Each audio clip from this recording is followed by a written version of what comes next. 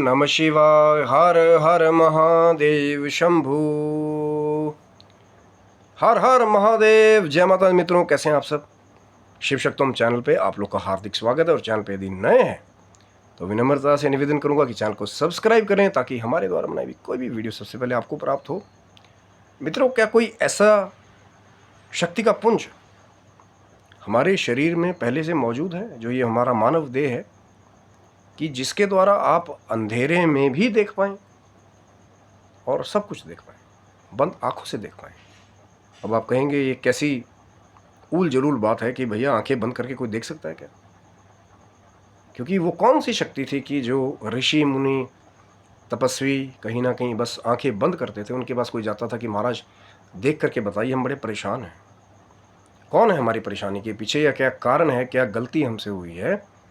तो कई बार बहुत बड़े राजा लोग भी जो है तपस्वियों के पास, सिद्धों के पास जाते थे, पहले यात्राएं करते थे।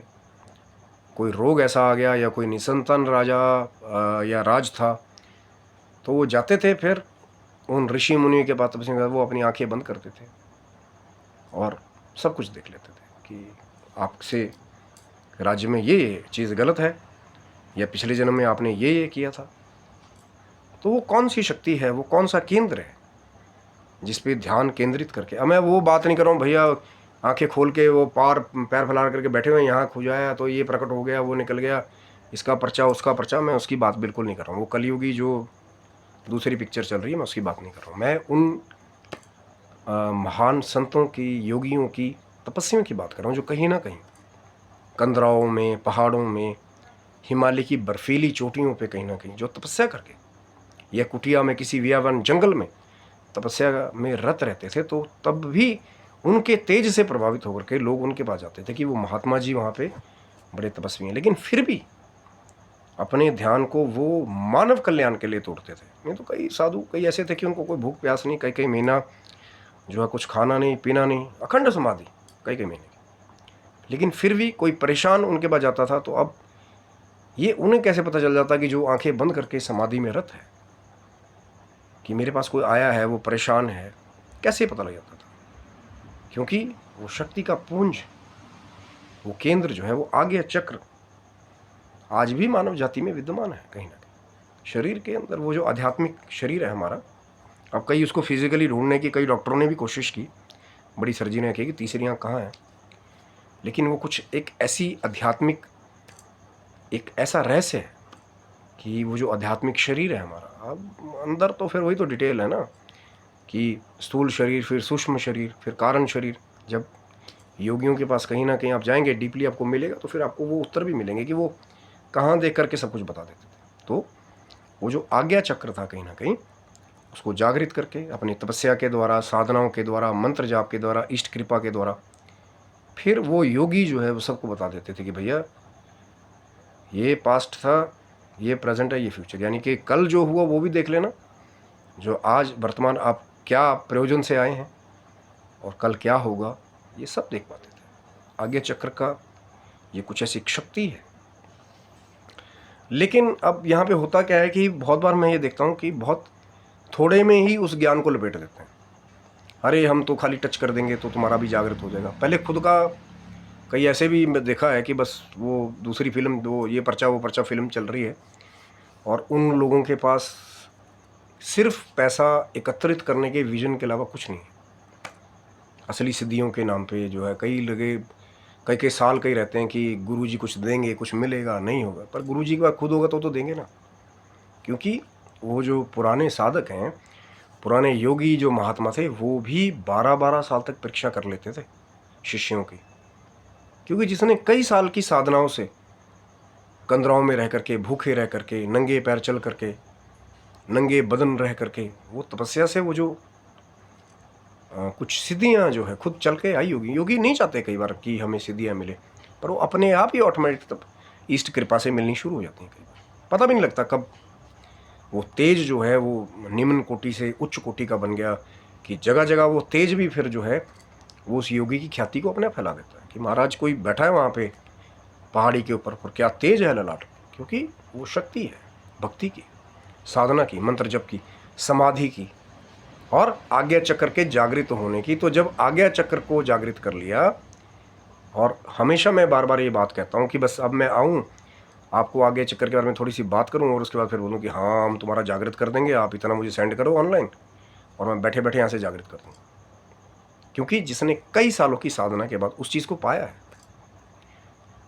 तो कहीं ना कहीं वो अपना वो जो ज्ञान है कहीं ना कहीं उसको ट्रांसफ़र करने की इसलिए कोशिश करता है कि यही गुरु शिष्य परंपरा का कहीं ना कहीं महादेव ने व्यवस्था की है कि मुझे मिल गया, उसके बाद आगे भी जो सुपात्र हैं, जो भक्त हैं, जो सच्चाई के मार्ग पे चलने वाले हैं, या कल को वो धर्म के कार्य के लिए आगे बढ़ेंगे, तो इन शक्तियों का उपयोग करके कहीं ना कहीं वो मानव कल्याण का हित कर पाएंगे।